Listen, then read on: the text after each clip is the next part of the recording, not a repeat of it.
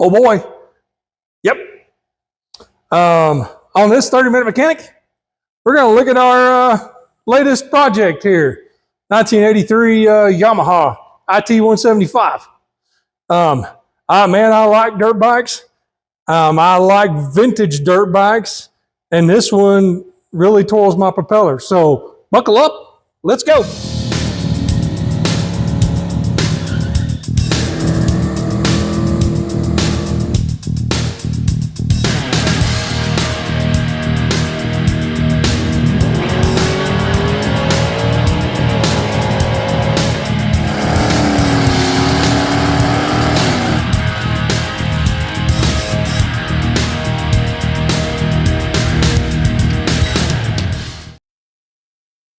Okie doke. Well, like I said, this is our 1983 Yamaha IT175. It's about 90% all here. Came with a big bunch of parts, big box of parts. I think I've got pretty much everything. There's a few little odds and ends missing, but I think I can source those fairly easily. So let's just kind of go around it. I'll let you get a good deep look at it. Fork boots are toast. Fork seals, I'm sure, are toast. Headlight is falling out, but we can fix that. It's all coming out. I think it just snaps in. Oh, it's got a screw down here, holds it in. Forks have been slid up. They're supposed to be about right there, and somebody has raised them up probably to lower the bike for somebody short. I've kicked it a little bit just with my hand, and it feels like it has compression. So we're gonna check compression on it, see where it's at before we dive too deeply into it. I don't want to fix something that doesn't need to be fixed. Now, 1983, 82s and 83s are basically identical except for the gas tank graphics. Single shock. Interestingly enough, this is the only IT model that ever got the dog bone monocross suspension. All the other ITs either just had the triangulated arm or went directly to the shock that was more vertical in 1983. So anyways, all right. It's been ridden quite a bit, as you can tell probably by the teeth on the sprocket. They got pretty good hooks. That's probably the original sprocket. I think the front tire is the original front tire from like 40 years ago. The stator and the flywheel are off, and they look like they've been off for a while because this end of the crankshaft is kind of got a little bit of surface rust. I don't think that'll be a big deal. I will put crank seals in it because that's a good way to ruin a motor, is not have good seals, good crank seals in it. So we'll take that much apart and put crank seals in it. I don't know. I think it's been ridden quite a bit, but I don't think it's really been abused. Just ridden. It's probably as reliable as a claw hammer. So they just got on it, rode it, put it away, got it out and rode it and put it away, and all that kind of stuff. But it's still got the Yamaha energy induction system bottle on it. Boost bottle is what they used to call them. I've got the pipe. The pipe just has one ding in it, which kind of is amazing because of how how sticky yachty the pipes are on these bikes. Again, fork boots, they're junk. Oop, turn the light back off. We'll probably put wheel bearings and brake pads in it, brake shoes. And the chain is kind of iffy. We might have to put a chain on it. We'll do wheel bearings in the back. The spokes in the back wheel are kind of loose. I'm going to try my best to get those snugged up. Got the seat over there. It's got a lot of sand in it, so I don't really want it dropping sand all over everything. So I'm leaving it off. But overall, it's a pretty decent place to start, I think. I think I'm going to have fun with it. I know you're probably thinking, dang, 175, James, you're a big guy. Why 175? Well, I'll tell you why. Back when these were new, 82 and 83, Just stick that on there for now. Oh, I see how it works. There's some rubber grommets. It slips over. That's ingenious, Yamaha.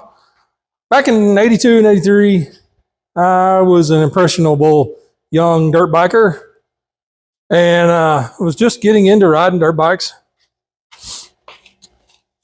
And my cousin bought an 82. And I thought that was the coolest bike ever. It didn't hurt that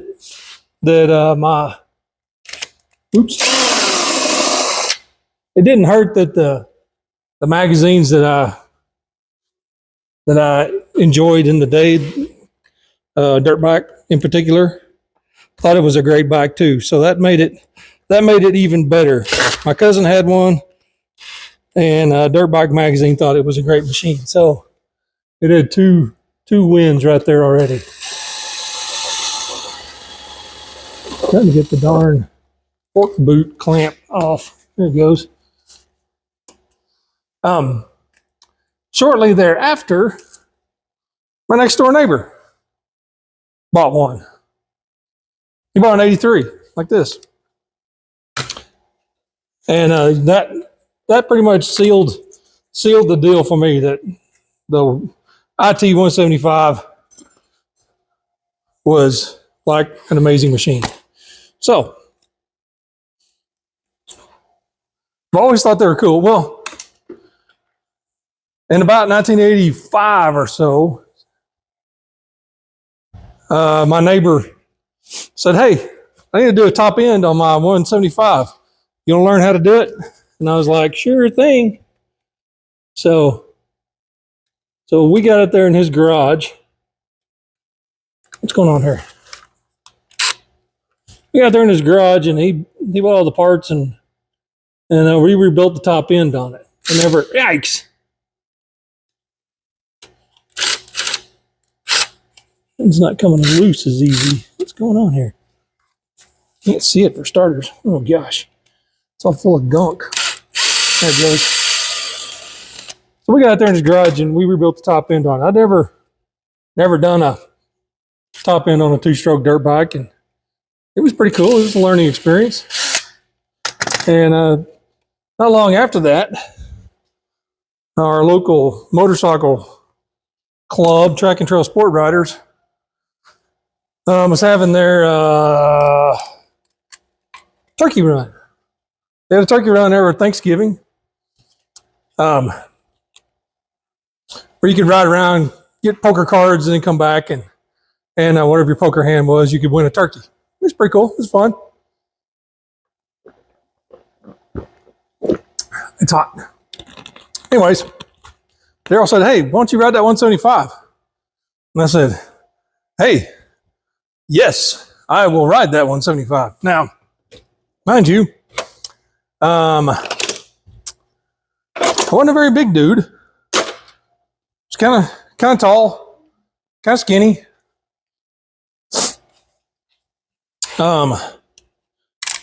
And I could tippy toe touch the ground on one of these things, just sitting there. So it was a little more back than I had been used to riding, which, showed up in about the first half mile because I crashed. So these are the first full-size bikes I ever rode, and they're the first full-size bikes I ever crashed on. So there you go. Anyways, I always thought it was a neat machine. I've had a KDX 200 that was a 93 KDX 200. That was a fantastic bike.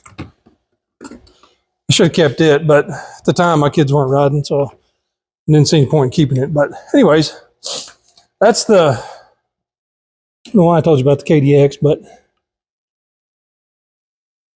this doesn't want to come loose. These fork boots, every pair of fork boots that I've seen like these that are original are all look just like this. And strangely enough, you can't seem to find yellow ones. I can find black ones all day long, but I can't seem to find yellow ones. And I really like the yellow.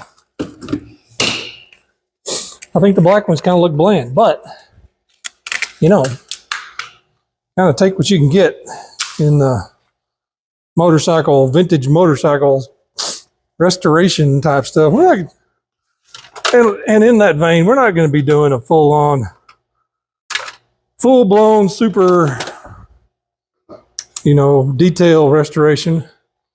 I just really want to get it back in running shape, running and riding shape, where I can go, you know, both my boys are home. You know, Judd has a KTM 125. I got a YZ450. We can all, and you know, Jake could ride this one, or Judd could ride it, and Jake could ride Judd's bike, or whatever. Just like to have an extra. You don't imagine my wife would ever ride, ever. Oh, tubes don't look bad. I've seen better and I've seen worse. This one's got a little abrasion looking spot right there, but I don't think that will be a problem. Bikes are pretty light. And they made good power for their day. I mean, I just love how simple the air-cooled two-stroke is. Gosh, I wouldn't even think about jacking with a modern four-stroke motor on one of the, you know, taking one of them apart. I'll do little things, but I don't think I would try to do a top end on one of them, just because there's a lot of stuff going on in those things, and they're expensive too. All right, next little project I'm going to do, since I got them fork boots out of the way, they were kind of driving me crazy, is I'm going to try to, like to get the chain off. That way I can look at stuff a little closer, and I don't have to, of course I don't have to take everything apart, but I'm just kind of taking a few things apart today, kind of get an idea of what I'm dealing with. See, there's the master link. The chain sliders, really, I don't know if those have ever been replaced, but they're really not in bad condition. Where'd that master link go? There it is. Ew. That's so dirty. What did I do with my readers?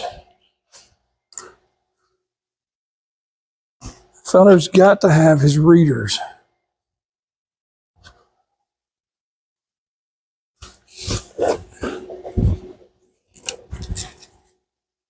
Can't see nothing about that. Which way are we going? This way?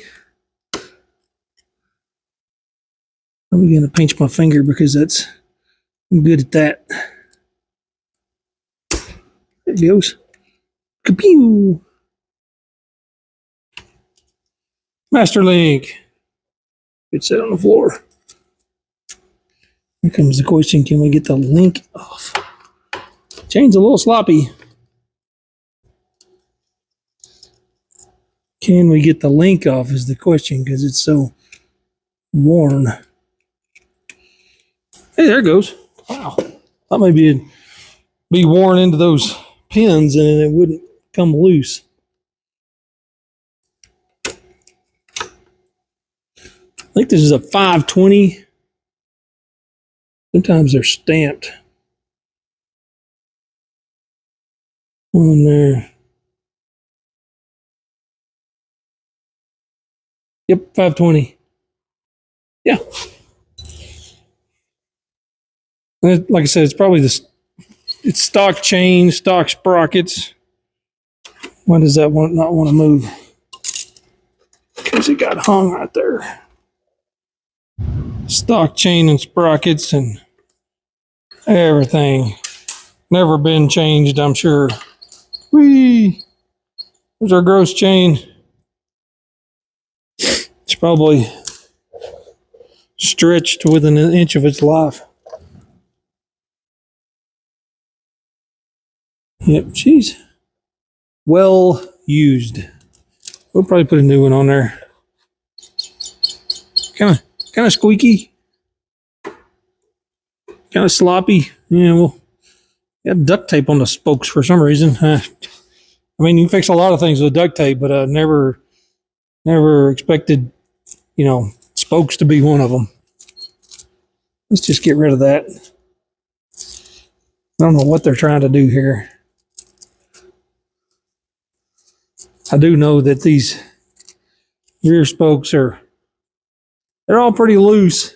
They could use a snugging for sure.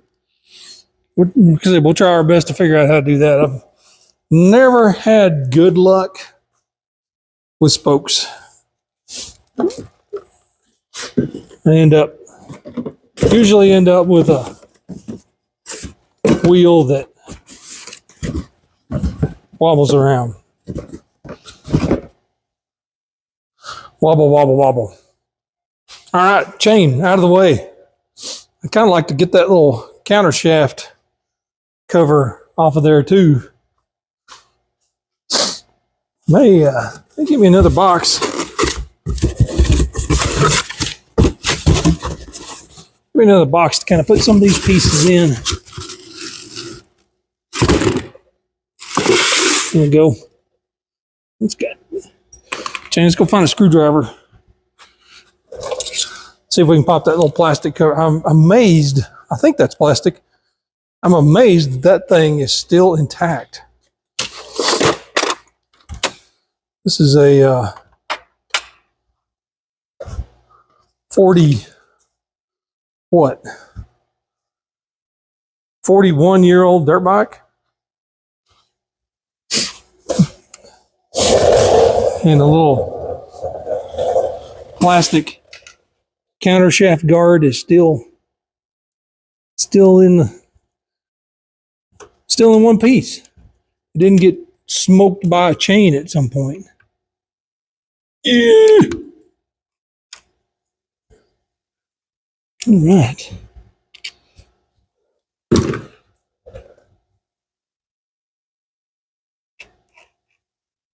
Counter shaft spins easy. That's nice. I did check it earlier to see if it would click into gears. It will.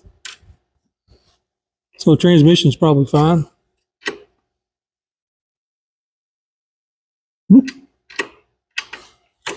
I looked a minute ago. I want to take these big zip ties off of here too. They're holding that. I'll let you see what I'm talking about.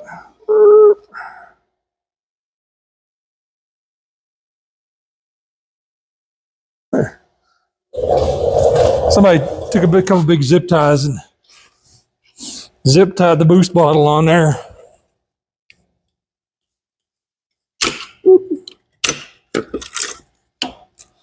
We'll probably not be able to find. They had a rubber strap that held them up in there. All it is an empty plastic chamber, basically. They were supposed to add intake volume. Since two-strokes work on pressure waves, you change the intake volume, you can change the power delivery somewhat with it. So that's what Yamaha was shooting for. It's kind of an 80s thing. I didn't know that they used a cotter pin to hold the Kickstarter on. It's kind of interesting. I don't have the nut for the flywheel nut, so I'm gonna have to get one of those. Well, good thing Yamahas for years and years and years and years and years all use the same nut, so it shouldn't be hard to find.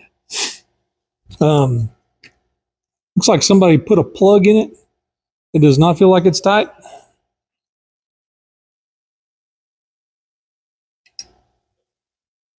BR8ES. Yep. Fairly new. That must have been the NGKR. Must have been the dude. that I bought it from. He must have put a plug in it, because that one hasn't, I would say that one's never been run. It's, I don't know if you can see that, but it's super clean. And I just lost you. There you go. Super clean. So we got a new plug. Of course, we won't have spark because we don't have the CDI is not in it. Ignition, flywheel, all that stuff's not in it. But looking pretty good and feeling pretty good. Need to clean up some more of that stuff. I will drop the fork tubes down. I'm gonna put some new bars on it, new handlebars. These kind of bent. Look like somebody's fallen a couple times and tweaked the bars. I have almost all the plastic for it. Got the airbox lid and the side panel for this side. Goes right there. I'm considering a company called DC Plastics, and they make reproduction parts. Considering, since this airbox lid is kind of got a bend in it right there. Yeah, not too keen on that really. DC Plastics makes repop stuff, so I may get the side panels from those guys. The fenders probably in okay shape on this, and the headlight and the gas tank. Gas tank's discolored. They all do that. I'd like to get these old stickers off of here, and maybe you can buff these tanks, kind of bring them back, but they get premix left in them, they'll discolor like that, and they'll turn like that. It's kind of greenish instead of blue. Tanks are available, but they're like $260 or $250, and I'm not interested in spending $250 on a gas tank unless I just absolutely have to.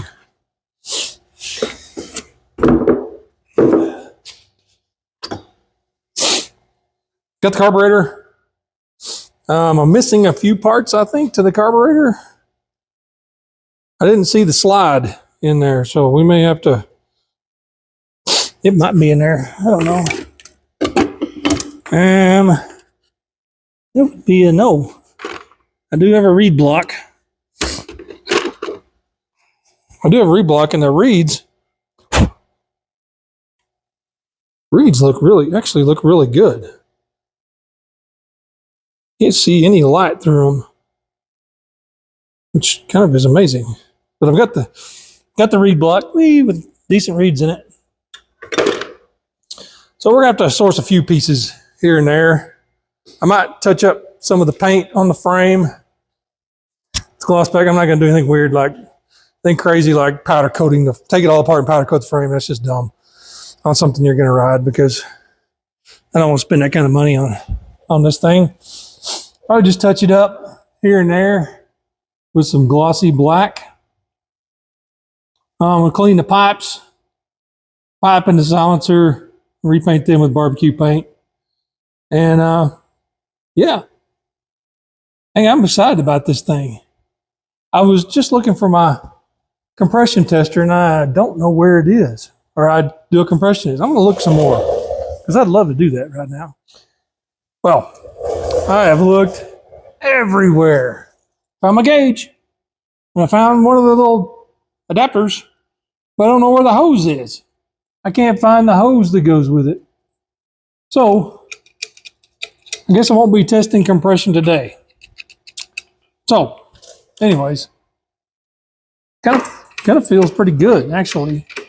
Maybe I don't even need to jack with it. Feels like it's got a pretty good compression on it. Countershaft sprocket really doesn't look too bad. It's kind of pointed-y. I'll probably put a new set up. Probably put new sprockets and chain on it.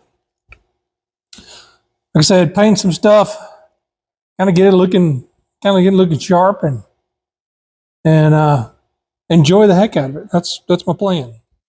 All right, one thing I'm going to try to do is I'd like to get the headlight. Interesting. There's three wires here and only two connected. There's a switch. Yay. All this stuff looks like it's in kind of decent shape. But they took the screw out of the bottom of the headlight. Let's see if we can get that back in. I think I found the right one. It's got a spring on it because it's actually the adjustment screw.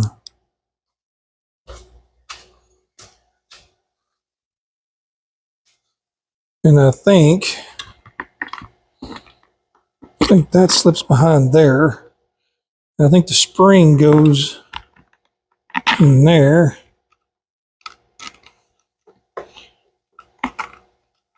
And then that goes through there.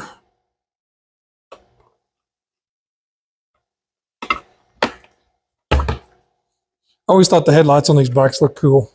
I don't know how useful they are. I had a XR200 growing up, 86 XR200, great bike. And it had a headlight that actually kind of worked. I mean, we'd go riding at night at the Canadian River here, and it was fun. We crossed the river in the dark using just the headlights on our dirt bikes. I guess that's probably not the smartest thing we could have done, but sure was fun back then. Can't see what I'm doing here. I think there's a trick. I think you put this one on.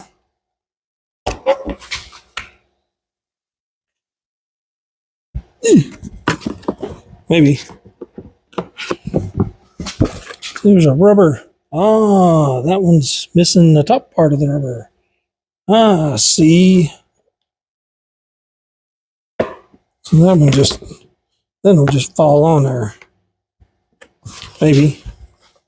So just kind of slip around that rubber. There. I think I got it. This one has to go underneath in the groove, and then the little tabs go over the top of the long bolts. And that was dumb. How do you do that? How do you do that? I guess you do the top and then the bottom. I don't know. That worked. Oh, yeah. Yeah. Oh, boy. That's I like that a lot. Come back here. Come.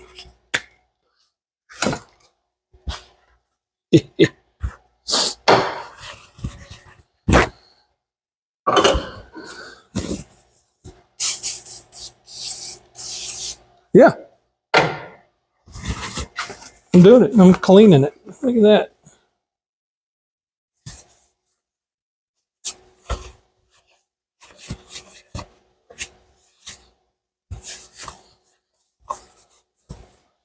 The place we ride around here is the Canadian River, and it has red mud, and it always leaves red,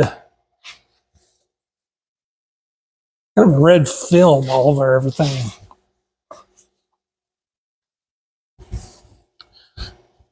Which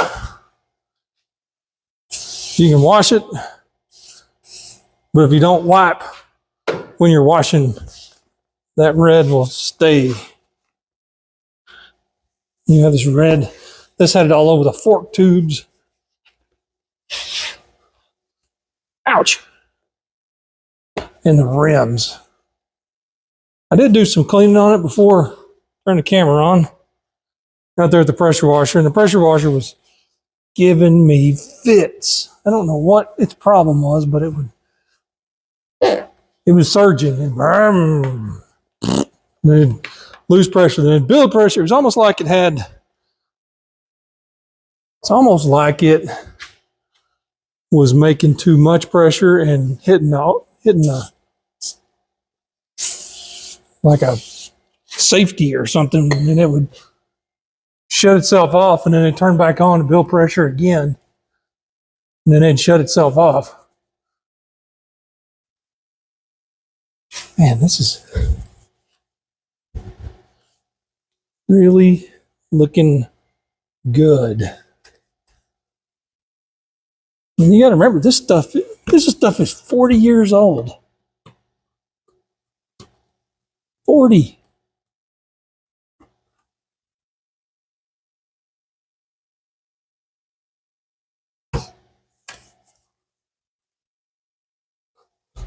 Like when this was built, when stuff was 40 years old, it would have been made in the 40s.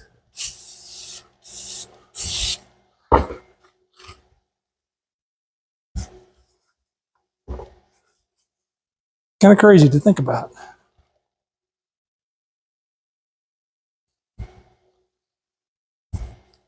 Man,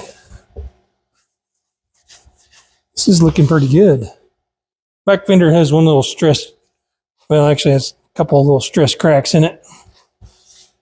Not cracks, but discolored spots where it's gotten bent, where somebody probably whiskey throttled it. And oh yeah.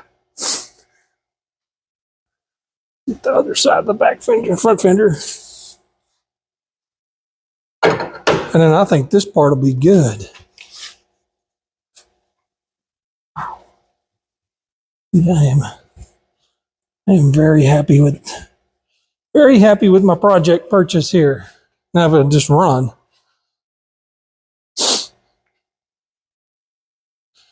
Yeah, that's definitely the original front tire, which, strangely enough, I think it may actually hold air.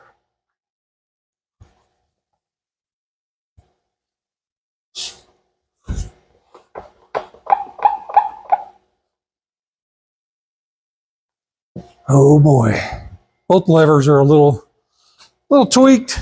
Oops. Of course, they're pointed towards the moon. I don't know what kind of, it's a clutch. That feels kind of iffy. To do some checking on that. Front brake bent. But we'll go through all that stuff. Try to get the brakes working, clutch working good. All right. Okay, well, so that'll pretty much do it for what I want to do today. All right. I guess that does it for today. Quick look at our 1983 IT175. Pretty cool bike. Really looking forward to putting a little time into it and a little elbows grease, getting it spiffed up and getting it running and riding again. So like, subscribe, tell your friends, ring the bell, and we'll see you next time on 30 Minute Mechanic. Bye.